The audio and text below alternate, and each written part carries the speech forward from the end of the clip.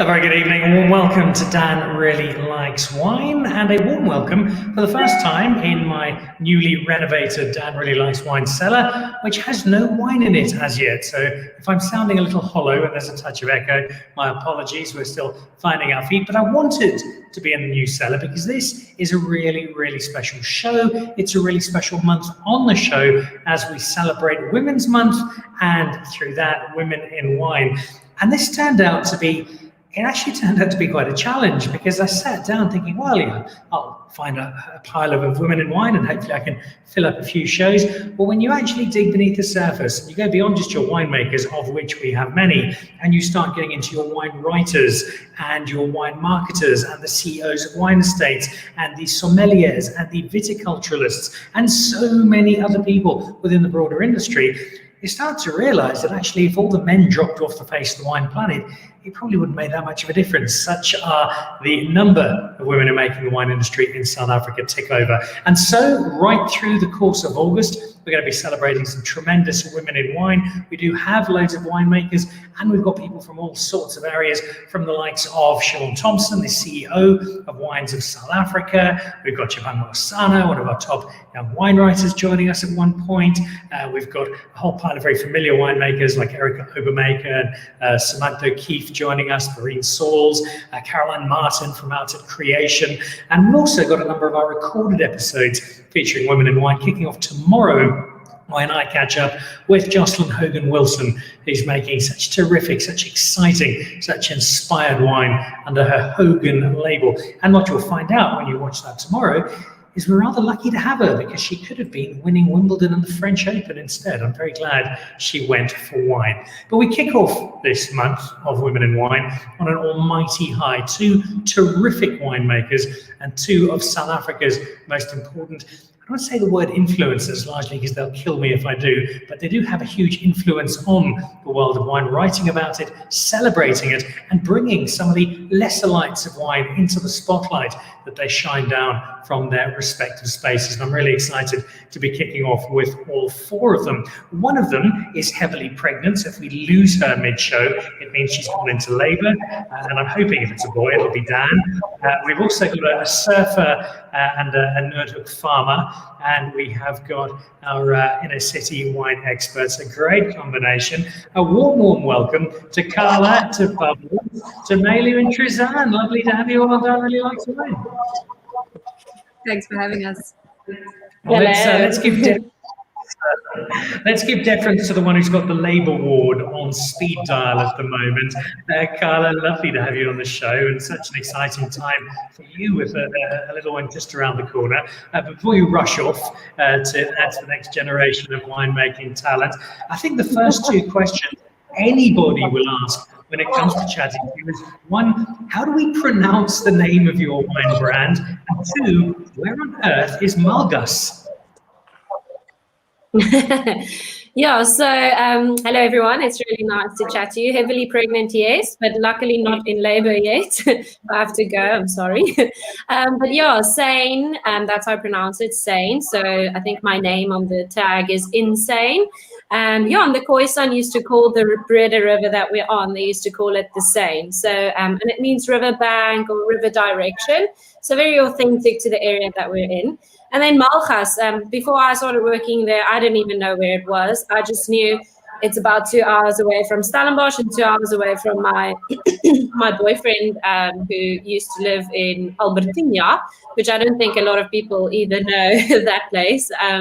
But yeah, in the middle of nowhere, so it's about 40 kilometers from Swellendam. Swellendam's the closest town, on a very, very bad dirt road. And as you drive there, you just wonder, when on earth am I going to get there? Yeah, but in a very, very beautiful space on the Breda River. 15 k's from the ocean, and very close to the mouth of Infanta and Witza. So yeah, basically in the middle of nowhere. Yeah, just doing some very interesting things. Which then leads to two more natural questions, Carla. The first of which, why on earth is wine being made so far from the beaten track? And then how did you find your way into such an obscure corner of the wine world? Yeah, so the owner is David Trafford, and yeah, what a pioneer. I also asked, when I got there, I was like, who on earth would do anything here, and who would have the vision and the spirit and just the energy to come plant something here.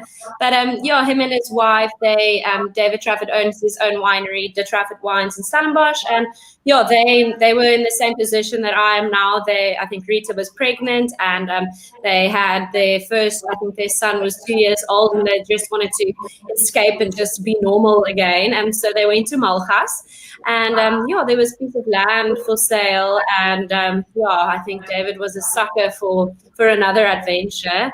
Obviously, the farmers around there, when they heard someone from Stellenbosch winemaker or viticulturist is interested in this piece of land, they were like, this guy is crazy. How and why would you do anything here? But yeah, the inspiration definitely comes from the soils, very round, big river stones, and then below that schist and shell. And it reminded him a lot of Chateauneuf-du-Pape and then of the Douro in Portugal. So super difficult conditions to grow in. Obviously, yields would be so low. So we get about 3 to 5 tons per hectare. So just a very difficult place to grow in. But with that, as we taste the wines, you'll see it's just such a terroir-driven area. Yeah, so I think that was the whole thing, very Mediterranean, Southern Rhone style of winemaking and of the area, and very dry climate as well. This year we've had a lot of rain, but prior to that, it's just been extremely, extremely dry. And then how I ended up there, I was working, I studied winemaking in Stellenbosch, then worked at Canoncorp and a bit at Tikara, helped someone start up a wine shop in Stellenbosch by the old bakery called Skoon de Compagnie, made some Patatsfontein for them, who Rhiannon is making now, which is doing so well, so it's so nice to see. And then I went to America, did a harvest there, and then I saw Sijnn was looking for a winemaker, and I had no idea where Sijnn was. When I was in America, I sold my car, everything, and so I phoned my boyfriend, and I was like, hey, can you give me a lift to Malgas? He's like, you have no idea where this is, right? It's not just a lift there. Anyway, now I've been there 6 years. So when they started building the cellar, I started there. So I was the first winemaker to make the wines there. Prior to that, they used to truck the grapes to Stellenbosch and make the wines there. So that's how I ended up there. I'm still there. It's a lovely, lovely story that's come into some lovely wine. Daryl Balfour, who's watching at the moment. Good evening, Dan, and good evening, ladies. Looking forward to the show while sipping a Sijnn white. And if Daryl has got you right, good, because his cellar is splendid. Bubbles, when I asked you to join the show, and I said, who would you like to talk about on the show? It took you the bat of an eyelid to say, I want to head off to Sijnn, I want to try some of Carla's wine. What is it for you that makes this very, very unlikely corner of our winemaking country such a special place with such special wine?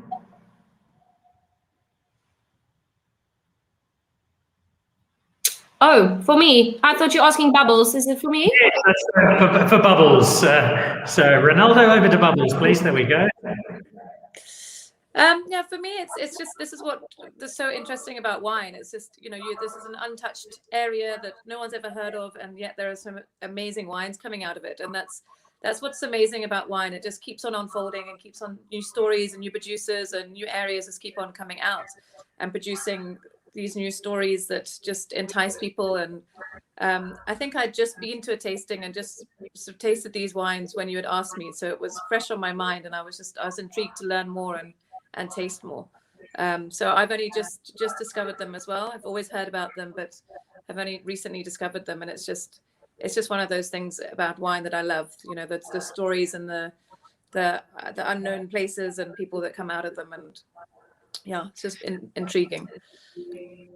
Between social media and there's a wine WhatsApp group that I know we both sit on, there's almost a frustration I get from you, Bubbles, all the time, where there's just so much amazing wine. You're never sure, what should I be buying? What should I be drinking? There is just too much choice. It's almost the poison chalice of being so involved in the South African wine industry.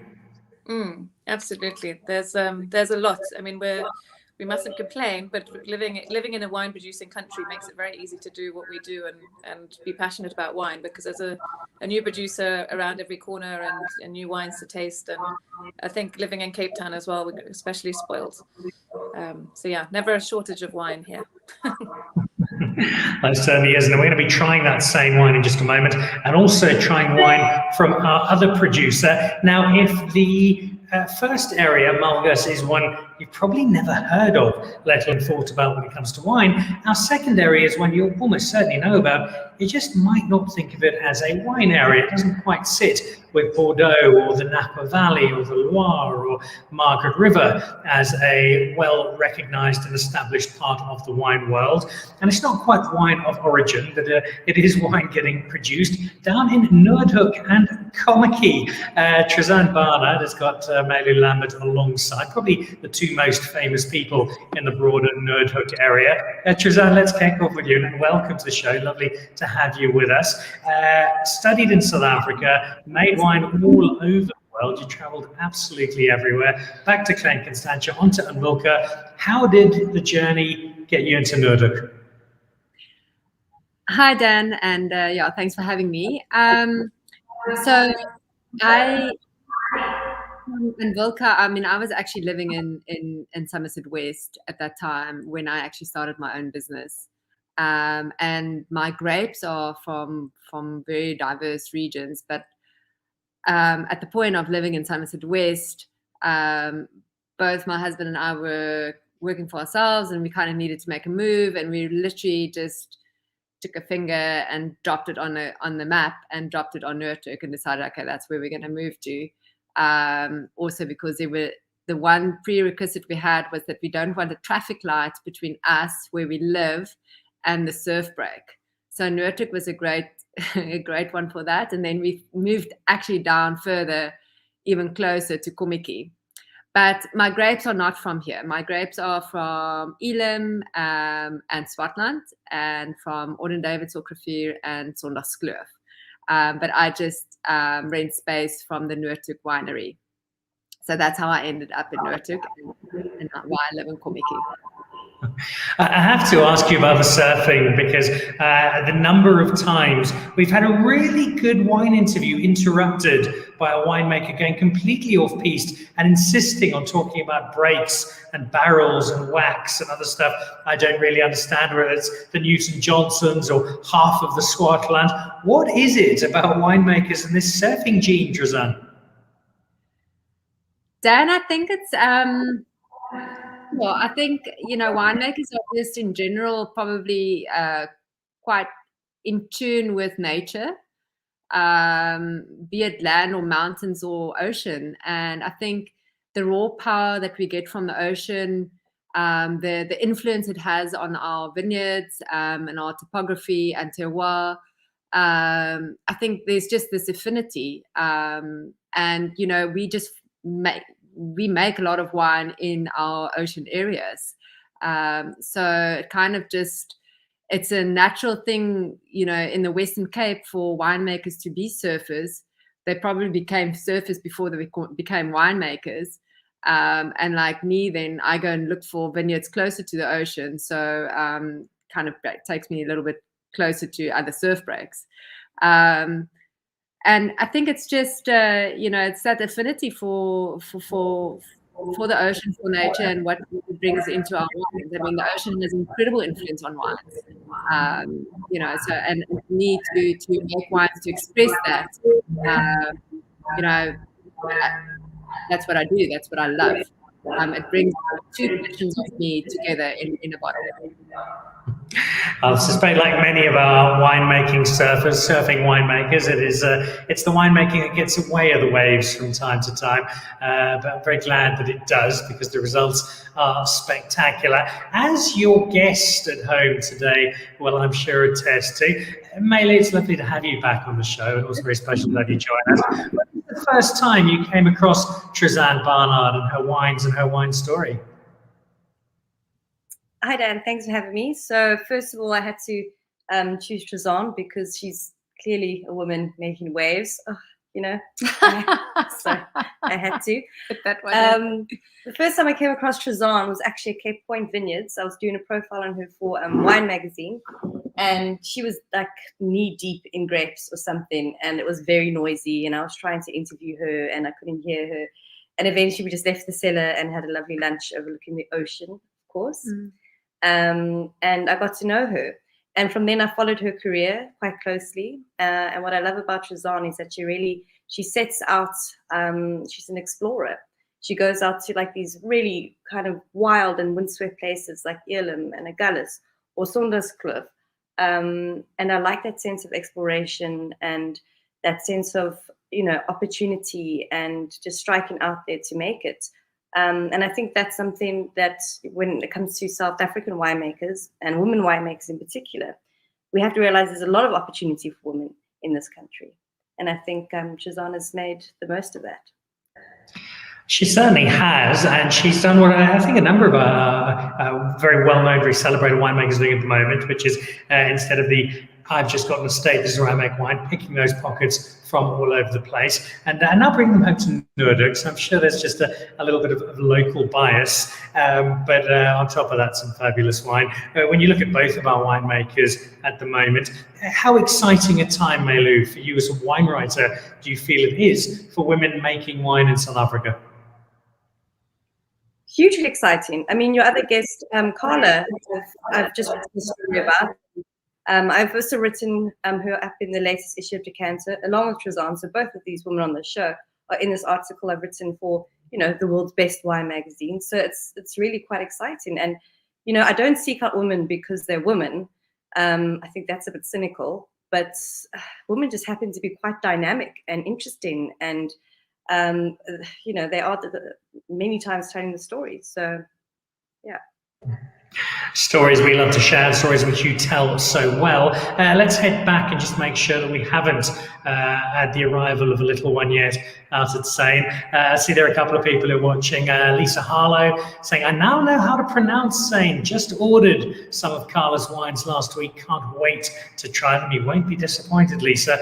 And then Daryl Balfour saying, "I'd like to see Norma Radcliffe on one of these shows in Women's Month." Well, Daryl, you will. She'll be joining me at the end of the month. Our very last show of August, together with Winnie Bowman and Angela Lloyd, the original Malu Lambert, a little later on. Carla, talk to us a little bit more in detail about Sijnn.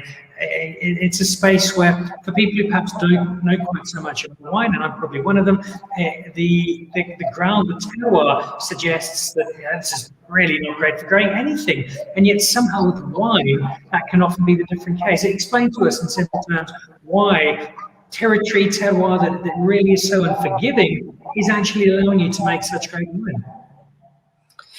Yeah, so I think, as I said, it's a super interesting site, and once again, David, pioneer and visionary to go plant there.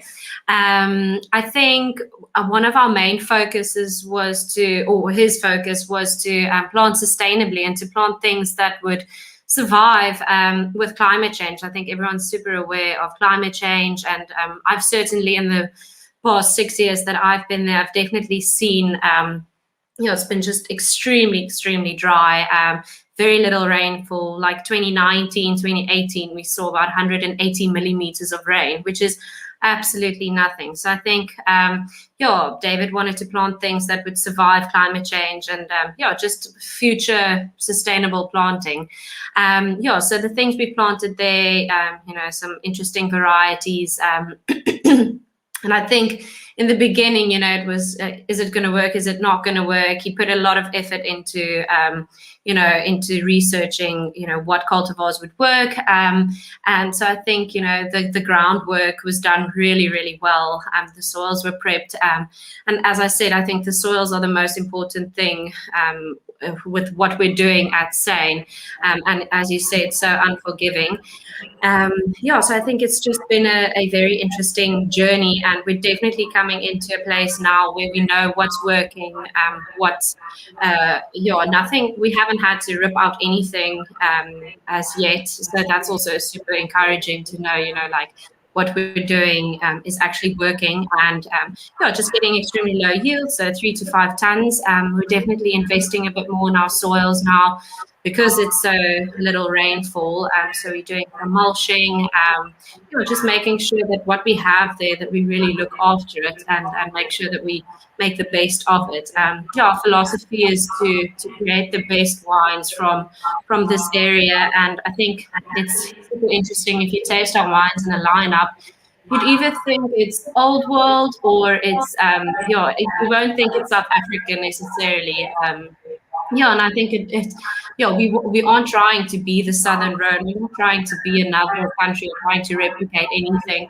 We're really just trying to, what we're doing in Malga's, really make it work, and just trying to make that terroir shine, and definitely building on trying to get the yields a little bit higher. 5 tons is very little, but that's so much quality, so much intensity. And we're a small team who basically do everything from planting. I mean, the first time I got there, Dave was like, "Cool, you're planting 5 hectares, do this. And I was like, oh my goodness, never planted firstly, and then never planted by hand, and then, in these very difficult soils. So it's been quite the journey. But we do from planting to pruning to suckering. We do everything by hand, and small team. So we really very in tune, as Trizanne also said, I think winemakers and where we are, we're very in tune with nature, and it's just a very instinctive thing. So, so to get back to your question, I think terroir, we want to put Sijnn on the map, we want to put Malga's on the map, we want to put different places, I think our country is so diverse, our soils are so diverse, so if we can just dig around a bit, I'm sure we'll find even more exciting places. You see a photo there, and it is a beautiful part of the world that you live in, and you get immense reward, I'm sure, from the wine that you make. But what about the flip side? It looks like it could be a little lonely occasionally. It doesn't look like there are too many supermarkets nearby. What overall, between the winemaking, the lifestyle of where you are, what's been the toughest part of life at Sijnn? Yeah, well, I mean, your closest shop is about an hour's drive, so planning. But I think that's also been a good thing. I've really learned how to plan and how to, a boer maak 'n plan. We try and make a plan, and so I think planning has been I've learned a lot with that. But I think a soundboard. I'm there on my own, and then I've got a team that I work with, 4 or 5 people, and sometimes just having a soundboard. If you have issues or things going on. I started there when I was 20 something, and I think very immature. So I think then I learned really quickly how to manage myself and how to a management style, and then kind of like knowing where to go and who to ask things. I think I've also discovered the beauty of the people in our industry. If you can just pick up the phone. I once phoned Ibn Sadi. I mean, he didn't know who I was, but I wanted to know, how do you line concrete cement tanks, or how do you do this, or how do you do that? And I phoned so many friends, and it's so encouraging, seeing the community in the wine industry. And and I think one shouldn't be scared to ask questions or to ask your peers, what's going on, or anyone in the industry. So I think that's quite valuable. But yes, I think the fact that you're very far removed from everything and everyone, it does get challenging. But luckily, my husband and I moved here. He works in Swellendam, and I work in Malga's, and it's worked out really well. Sometimes I'm like, goodness, how did it happen that I've got I really enjoy what I'm doing in this beautiful place. And I also get to travel used to travel quite often with marketing. So, it does have its perks as well. When you go overseas and do the marketing of the wine, it's super nice to be able to tell a story that you're part of the story, and it's not just a marketing gimmick. We're in Sijnn, and we're in Malga's in the middle of nowhere. And yet broadcasting to the world, Grant Sauls is watching. Great lineup of women. The LM Semillon wine is amazing and well balanced. Excellent. Thank you, Grant.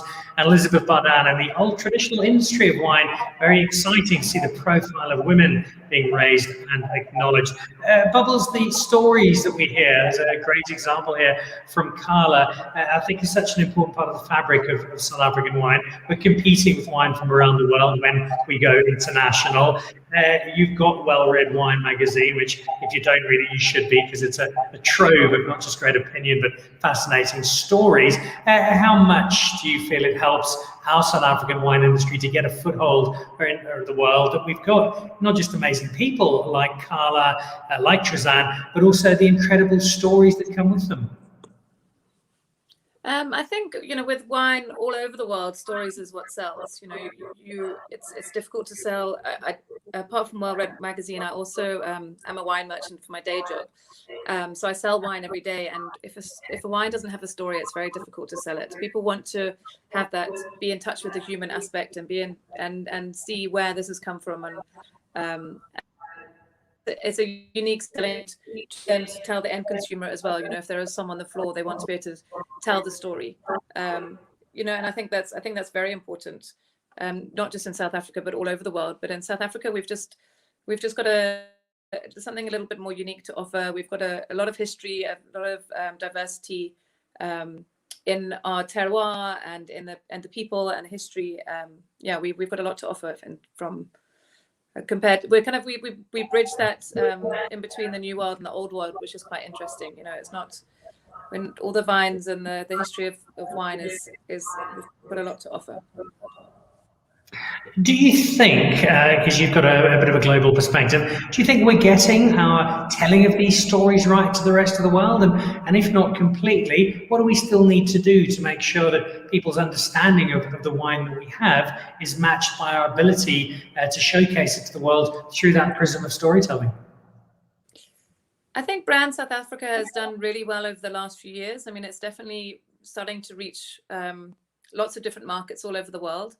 I think I think we're seen as one bubble, as one brand, whereas people don't understand that, what the different regions and what the different regions offer, and how diverse and how different we are, and how much we have to offer. But that's just something that we just keep on need to knock on doors, and shows like yours and Malu writing for Decanter and things like that. Just keep on telling people and keep on showing people what we've got to offer. We're definitely going in the right direction with it, and the wines that we're making, that people can't stop. They will be taking notice of us. They don't really have a choice. If they're into wine, then they will have heard of some of our best wines. We just have to be resilient, which South Africans are, and just keep on going. You get to taste so much wine, you get to talk about so much wine. It's a fabulous position to be in. Do you still get surprised and blown away occasionally by South African wine, by South African wine stories?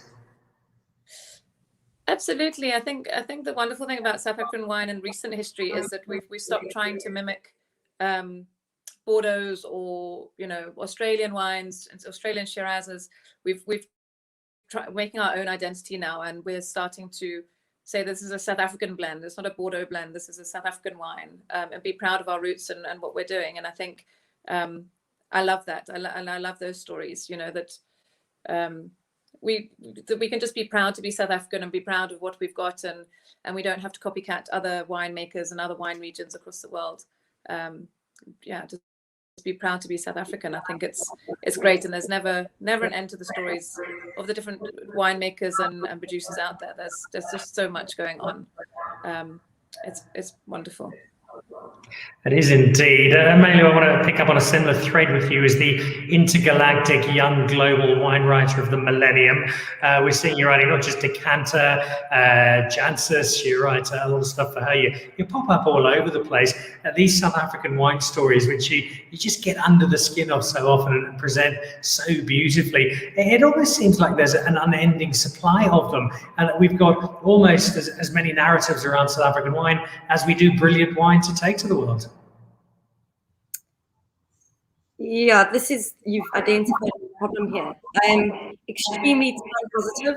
I always think I've got so much time to do all I do, and I have enough time. There is an endless supply of stories, and I do think that where we must be falling short all of it. There are not enough creators of these stories, people like Bubbles, etc., who put the stories together because there need to be more writing. There's actually going on. I've recently been asked to the Journal of Single Vineyards for an international magazine, Polestar, are being published again in English, first in English version. And the wonderful editor, Bell, who's an MW, she's like, tell me about single vineyard whites in South Africa. And wow, what a great story.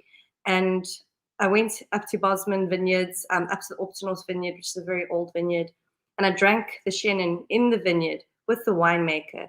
And that's, you're asking Bubbles now, are you ever blown away? In that moment, that was religious. That's why we do wine, why we write about wine. Those moments, drinking the juice of that vine in its place, it was magical. It's the same with going down to the Gullis Wine Triangle and sitting with Carla on her porch and drinking those really quite singular reds of hers after just having looked at those sun-baked stones. There are so many stories out there, but not enough people telling them, for sure. So we need to support younger writers and the people telling them, basically. Kind of lost track. Yeah, we've got one of our great wine writers, wine judges, wine experts is watching the show, talking about Sijnn. Yeah, Angela Lloyd, you should really go to St. Dan. It's a place one can only properly appreciate with a visit. Just make sure you have a car capable of coping on a rough dirt track. It's very much on my agenda, Angela, and I'm looking forward to having you on the show at the end of the month. Another great figure in South African wine. What about locally, Malu? The wine magazine space, the wine publishing space, have we got enough of it? Is it diverse enough? Do we need this space to grow and be a bigger player in the wine platform? We definitely need the space, and there definitely is not enough opportunity. I mean, I'll tell you, my dirty secret is that I actually ran a whole copywriting company to fund my journalism habits. I mean, maybe some people think I just write about wine for a living, but it's not the truth at all. Writers are not supported in that way, especially not lifestyle or wine writers. And there isn't almost an encouragement from the industry. We've got this dynamic industry, so much to say about it, but where's the support for writers coming through? And I think that's why you see less and less and less of them. So, you had all the greats of the past who are still contributing and writing, but where's the younger blood coming through and where's the support for them? I mean, in this country, we don't even have a writer's award anymore. That's been done away with. And that immediately kills off a whole bunch of talent or, at least interest in writing. So there's Wine Mag, which is brilliant. There's Wine.coza, which is now celebrating its 25th anniversary, which is an amazing achievement and very well done to them. There's Wine and Magazine. And then, then we start going down to the lifestyle publications that have wine snippets in them. But there isn't enough. But I do have some special projects in mind. I just need to find the time. And what we lack in quantity, we more than make up for in quality. Speaking of quality, I have all of this wine to try, so we're going to get going with it in just a moment. Before we do that, Trizanne, an honest question. Wine industry at the moment, we know it's been such a tough last stretch. You've seen wine around the world. You've got a very global perspective in terms of your adventures. I know you're very much at home on the waves of Kommetjie in between making the wine. Despite everything that we've gone through, are you still feeling reasonably upbeat and cheerful about South African wine? Yeah, Dan, it's like Bubbles said, South Africans are really very resilient, and I think we actually thrive on challenges. So yes, I'm definitely still very upbeat about our industry, despite what we've been through. I think we probably all learned some lessons to not have your eggs all in one basket. Definitely explore in the export market as well as your local market. But yeah, this is what we do. South Africans make a plan. So Charla gesê het, boer maak 'n plan, we just find a way. And I think also we've had, due to our circumstances and lockdown and everything, I felt from my supporters, my clientele, they've really supported incredibly. You can really see people standing behind you, and I'm incredibly grateful for that. So I am probably an optimist. I am definitely an optimist. I always see the glass half full. So I always see this as an opportunity to either diversify or change a little few things, or learn a little bit better of how you can do things differently. Make an opportunity out of a dire situation. It's such a common thread and such a welcome one to hear, the conversations I have in the wine industry, that despite a horror 18 months or thereabouts, there is still such a determination to keep going. And in part, it's easy to understand because, the wine we make is terrific. And that's exactly what we're going to be trying. So let's head back to Charla and to Sijnn. And this is the Sijnn White out of Mulgas. Introduce us to the wine. What's in it? What makes this distinctive, Charla? So this is the White 2019. I'm sure I can have a sip now that the baby is almost due. So 2019, just a growing vintage, very difficult one. 2018, 19, as I said, it's extremely dry, very, very dry conditions. So it was one of the smallest harvests that we've had. But with that, when a vine struggles, it really gives you incredible quality. It's just, you need to make sure that past, or when the struggle is over, you kind of need to look after them and make sure that they restore their energies. Anyway, so this is Chenin Blanc, 84% Chenin Blanc, 14% Roussanne, 14% Viognier, and then a splash of Roussanne Verdelho. It's the first time that we've added some Verdelho, which I think is super refreshing. We planted about probably half a hectare, a bit less than half a hectare. So I haven't really gotten too much of it, but it's showing so well and just doing really, really well. So this is about, I think about 60% whole bunch pressing, and the rest is crushed. And I think it's a very unique wine, very fine wine. It's got that typical Mulgas character. Always when I smell or taste it, it's got that pithiness to it. It's got like the minerality of the soils just really shine through.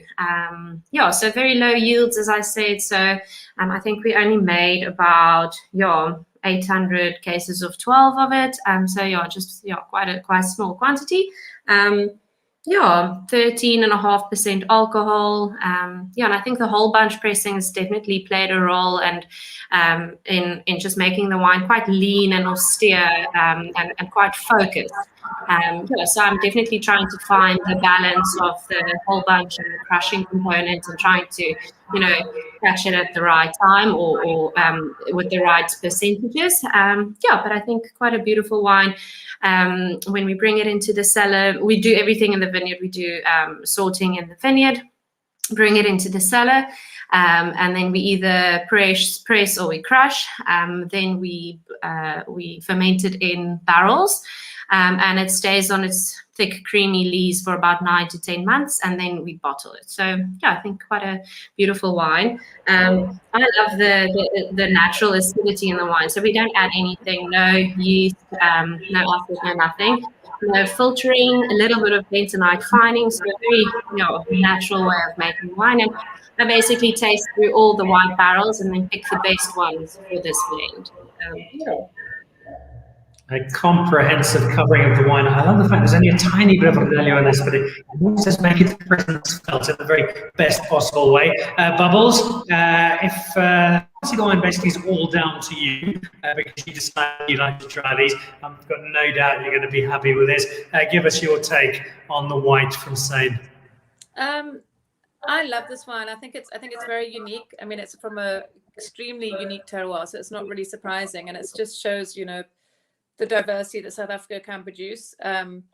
It's zesty, it's very linear, but it's got a nice mouthfeel to it. It's got like a nice tartiness, like a green apple tartiness on it. There's a really engaging texture to it. It's just, yeah, I think this would be like a wine you would really struggle to pinpoint where it came from, even though it's got an amazing sense of place. And if you know the wines from Sijnn, then you would maybe pick it up. But if you were sort of internationally tasting, you would struggle to know that this was from South Africa. It's so unique, but so beautiful. It's one of those wines, it's got great complexity that it will stand up to food, but then it can also, I'm very happy drinking it by itself right now. It's going down very easily. It's beautiful, exquisite. I shall declare it classic Malchus and challenge anybody to contradict that. All right, so we're 1 from 1. Now let's head over to the red.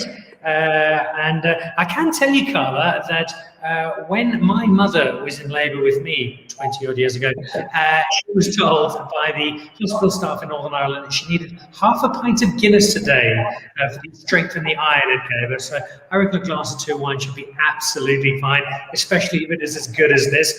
The whites are crap. Tell us about the red.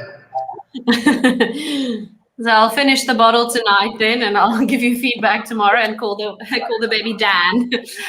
Yeah, so Ray 2017, we're very proud of this wine. Yeah, it got Platter 5 stars, Red Blend of the Year. Tim Atkin gave it 96. So yeah, I was very, very chuffed when I heard everything. I was like, what? So it's very nice to have a Malchus wine, you know, doing so well, and a Mediterranean blend, you know, Syrah, Mourvedre, Touriga Nacional, Trincadeira. So yeah, that's basically the blend. Most of our red blends will always be Syrah led, and yeah, then followed by Touriga, Trincadeira, a little bit of Cab. This one doesn't have Cab in, and then a little bit of Mourvedre. And yeah, I think the growing season of 2017 was a really good one. Yeah, we had, as always, very little rain, but we still did really well. Yeah, we got rain during harvest, and it was, you know, it didn't even dilute anything. It didn't change picking dates or anything. So it just actually shows how dry it is there. Yeah, so we do crushing and de-stemming of the grapes, and then a bit here and there I'll do some whole bunches, add some whole bunches. Yeah, we ferment them in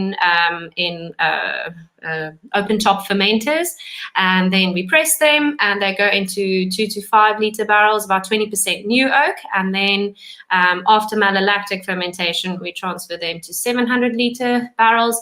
Yeah, and just once again, very Malchusy, you know.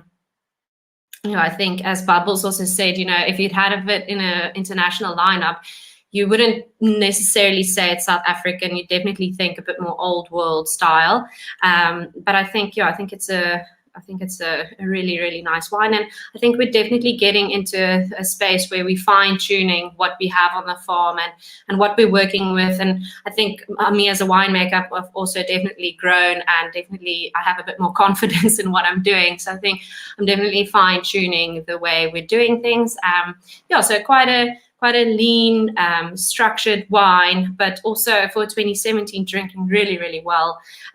Something that's always very, or that pulls through in our wines, lots of savouriness, yeah, meatiness, savouriness, and the soils. You pick up the round river stones, you smell river, you smell stone. So yeah, I think it's a beautiful wine. 13% alcohol, yeah, and just drinking really well.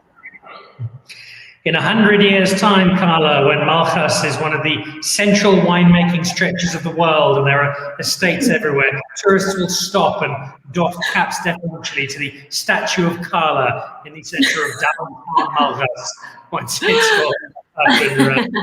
It's Bubbles, it's another really distinctive wine. We can gleefully say it's distinctively Malchus, but there is a slightly eclectic collection, but again, coming together delightfully. I can see why you chose this one as well. Yeah, it's very interesting. It's bear with me while I give you an analogy. It reminds me of like of a wild red-headed woman riding a horse on the beach, you know, bareback, and it's just wild, and it's beautiful, and it's elegant all at the same time. It's wonderful. It's got this beautiful deep concentration of fruit, lifted by some kind of rosemary And then there's that savoriness that interplays in it as well. It's just beautiful. It's wild. It's interesting. It's intriguing. You just fall into it. It's beautiful. Thinks that this wine reminds her of herself riding a horse down on Kommetjie Beach. I think that's a wonderfully apt description. Let's head back down to Kommetjie then and jump into our second flight of wines that come from the wonderful Trizanne Barnard. You very kindly sent up 5. I think we're squeezing in 3 of them for now, and I have the other 2 for the rest of my dinner. We've got, and I'm working here on my Afrikaans, the Sondagskloof White. Which first up, I have to say, the label is both striking and glorious. I think that's actually Trizanne surfing there, catching a 35-foot wave effortlessly before going home to make another barrel of award-winning wine. Tell us a little bit about the label, and then tell us what's inside this bottle. Thanks, Dan. Yeah, that is drone footage of me surfing sunsets. No, the label was... I have an incredible label designer, Ruan Itzebeth from Archival, and he's just one of those guys that can really get into your head and then get it out of your head and onto paper. So I think he also knows me, and yeah, we just, you know, some ideas together, and then he came up with that incredible label. So yeah, all glory to Ruan. He is very, very talented. But a little bit about the wine. So Sondagskloof is just close to Stanford. And I came across these grapes, or actually the viticulturist phoned me in 2017 and asked if I wanted to buy some Sauvignon Blanc grapes. And at that stage, I was making a lot of Sauvignon Blanc, and I was like, oh my goodness, I don't want to make another Sauvignon Blanc. But then I went out to the farm and checked the block, and they were farming biodynamically. And I just realized that the site is really special. And I thought, okay, let me make Sauvignon Blanc, but I'm going to like turn it on its head and do what I do with my red wines. So the Sondagskloof is actually skin contact. 50% of it is skin contact. And exactly like I'll make my Shiraz. So it's a warm ferment. I do punch downs. You know, it's not a pretty sight, actually. It's not a pretty sight. And I didn't actually know what I was doing. I thought, well, you know, I'm going to turn out become one of these real geek winemakers now and make a real orange wine here. It didn't turn out that way. The other 50%, I did my normal thing, whole bunched fermented in barrel, and then I put the 2 together. The skin contact was extremely reductive, and I kind of thought, nah, this is not going to work. I'm not going to show this wine to anyone. And then I actually showed the 2018. It was the first vintage, and I showed it to Tim Atkin. He was the first person to actually taste the wine. And he was really interested in the wine. And it turned out that he rated it one of his top 5 Sauvignons. But then in 2019, I couldn't get grapes because it's farmed out biodynamically. You know, it wasn't a great vintage; it was very wet, so I couldn't get any grapes. So so 2020 was my next vintage from the same farm. And did similar. Did also, again, a skin contact, 50% skin contact, which then went into new oak, and then 50% barrel fermented whole bunch.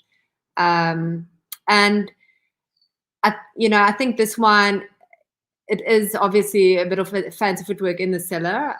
So I still need to make a wine from that specific block that I don't manipulate, because, you know, this is definitely made in a very specific style. But to actually quite see exactly what I'm getting from the block. But, you know, the flavors that very intense black currant that you get from is from specifically from the vineyard, and from that area, being a cooler climate area. The vineyard is also quite high up, across the ocean is also quite close.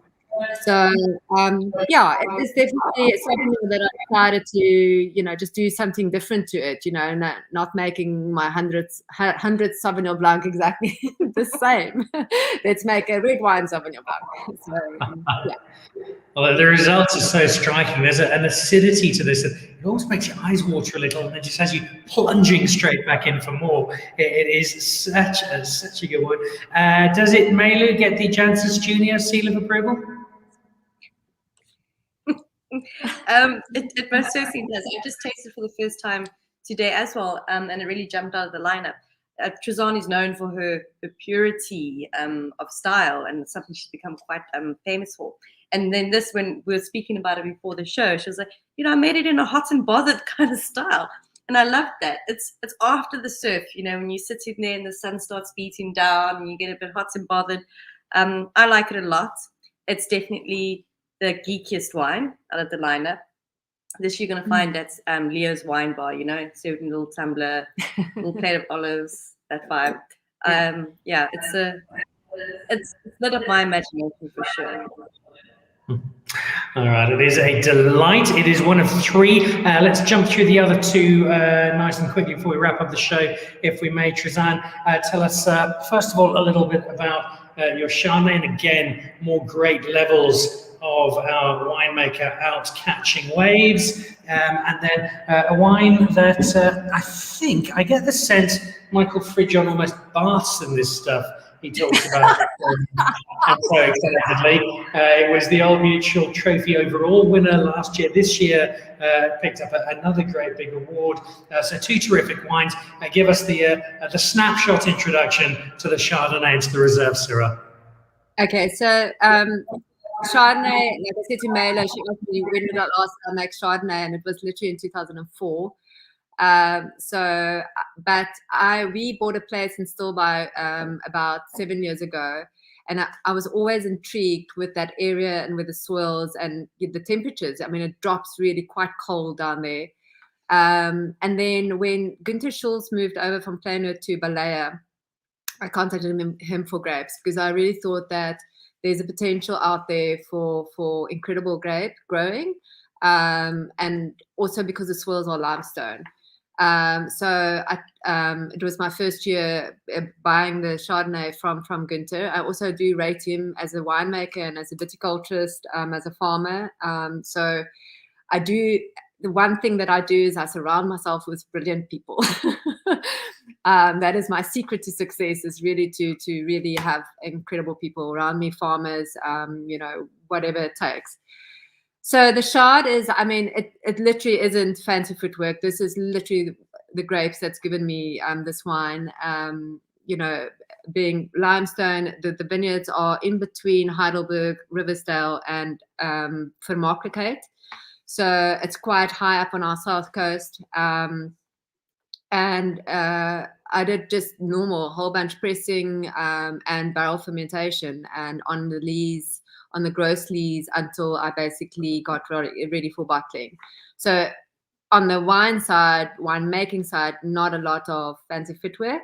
Literally, this is the grapes and the grape grower. Then onto the Reserve Syrah, that is from Elim.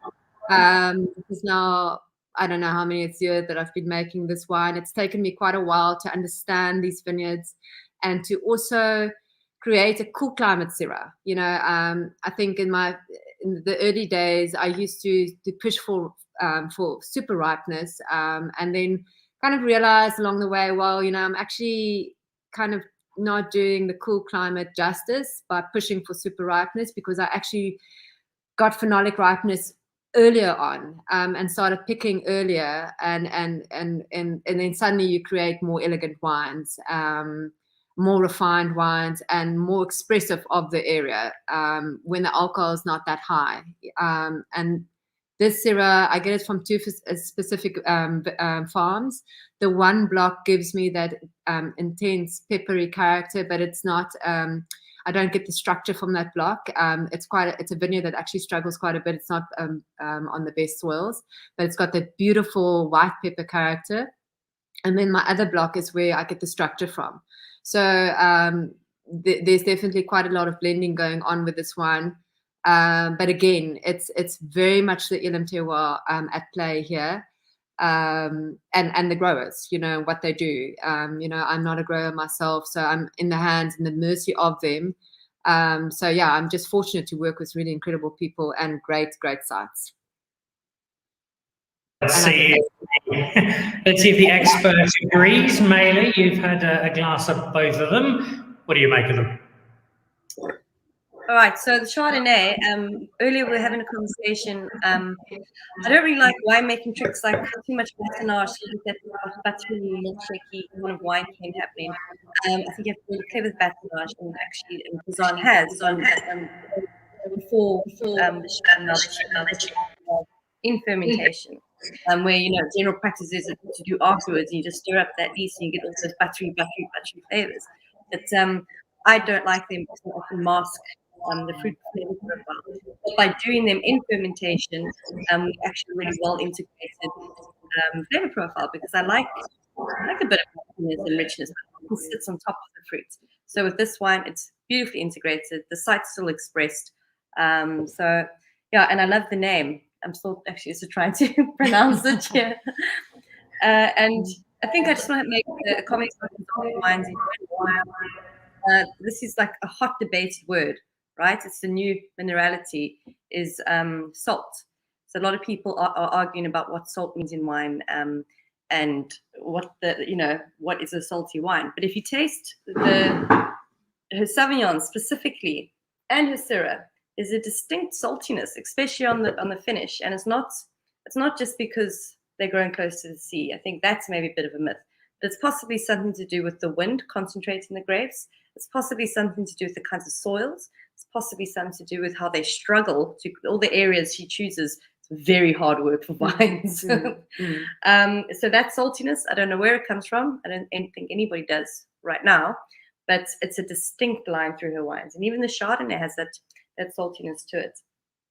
I can explain that for you, Malu. That comes very simply from Trizanne making wine while still in a dripping wetsuit, having come in from an That's exactly where it's from.